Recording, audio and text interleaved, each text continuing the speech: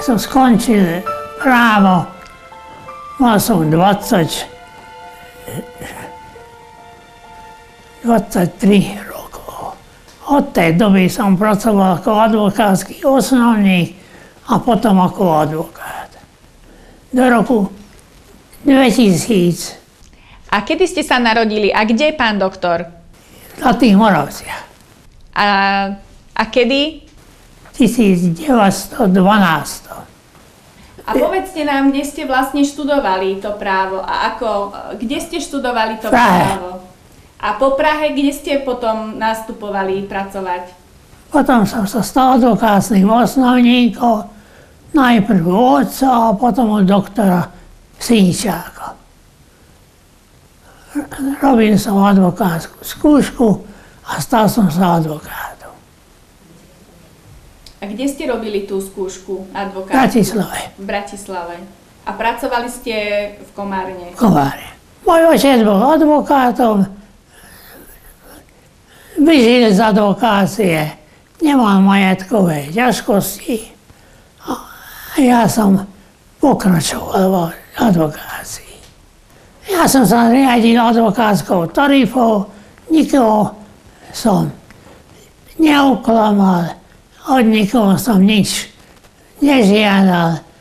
Bola advokátska tarifa a podľa tej tarify som účtoval. Tak také bežné veci, poradiť občanom, pomôcť ľuďom. Bežné veci, tie som vyvolal. Ja som z toho slušne vyžil a išlo to. Ja od 12. roku nosím okuliare. Som krátkozraký. S očami som mal mnoho problémov. Ale stále vám slúžia. Ešte tak, ako slúžia, ale čítať viem už len so zväčšovacím sklom. Snáď som viac musel čítať ako obyčajní ľudia. Ja som sám pracoval, žiadneho advokátskeho osnovníka som nemal. Mal som pisárku, nástroj, ale my sme všetko zvládli.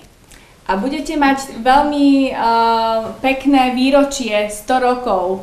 Čomu ďakujete, že ste sa dožili takého vysokého veku? Viete, ja som kresťan katolík, verím v Boha a ďakujem to Bohu. Ja som bol vždy skromný človek a som aj teraz. A aké máte nejaké životné krédo, čím ste sa riadili? Zdravo žiť.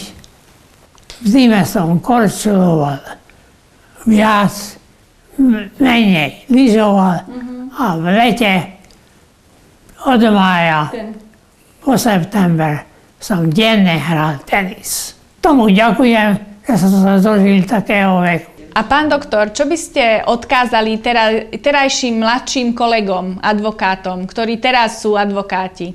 Aby usilovne pracovali. A nikoho nahovorili na zbytočný spor.